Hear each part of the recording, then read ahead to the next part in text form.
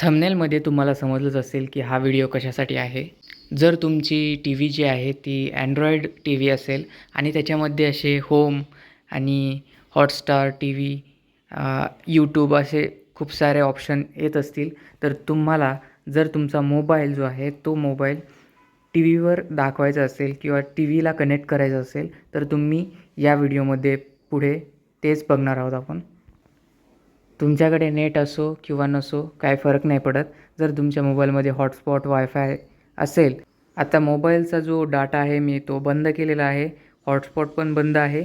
तर यामध्ये आता काहीच म्हणजे तर टी व्हीला कोणतंच नेटचं कनेक्शन नाही आहे.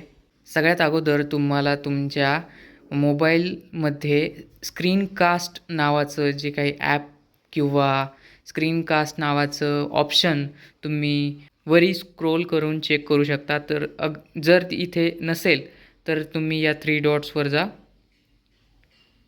एडिट टायटल्समध्ये तुम्हाला इथे स्क्रीनकास्ट म्हणून हे एक ऑप्शन दिसेल, याला ॲड करा बॅक आणि तुम्हाला इथे स्क्रीनकास्ट म्हणून एक ऑप्शन दिसेल, तर याला तुम्ही डायरेक्टली ऑन करा.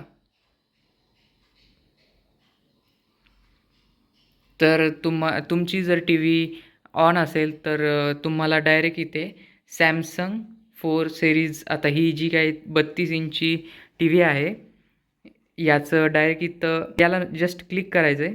या बटनाला जस्ट क्लिक करा.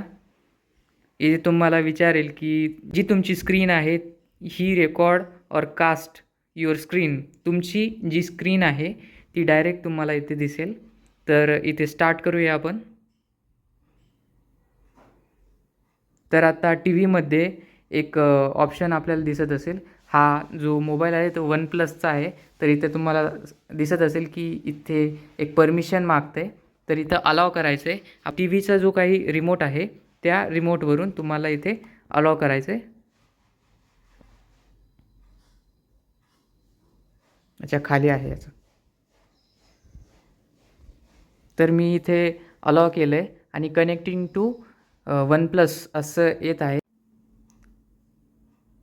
थोडा वेळ लागेल, पण तुमचं जे काही स्क्रीन आहे ते तुमच्या मोबाईलवर ते टी व्हीवर तुम्हाला दिसेल आणि तुम्ही कोणतंही यामध्ये फोटोज, व्हिडिओज, मूव्हीज वगैरे तुम्ही यावरून स्क्रीनकास्टच्याद्वारे तुम्ही तुमच्या टी व्हीमध्ये बघू शकता. आणि जर मोबाईलमध्ये स्क्रीनकास्ट नावाचं ऑप्शन येत नसेल तर तुम्ही गुगलवर तुम्ही प्लेस्टोअरवर जा. प्लेस्टोअरवर स्क्रीनकास्ट नावाचं गुगलचं एक ॲप्लिकेशन आहे, त्यावरून सुद्धा तुम्ही कनेक्ट करू शकता. आणि व्हिडिओ आवडला असेल तर लाईक, शेअर, सबस्क्राईब करायला विसरू नका.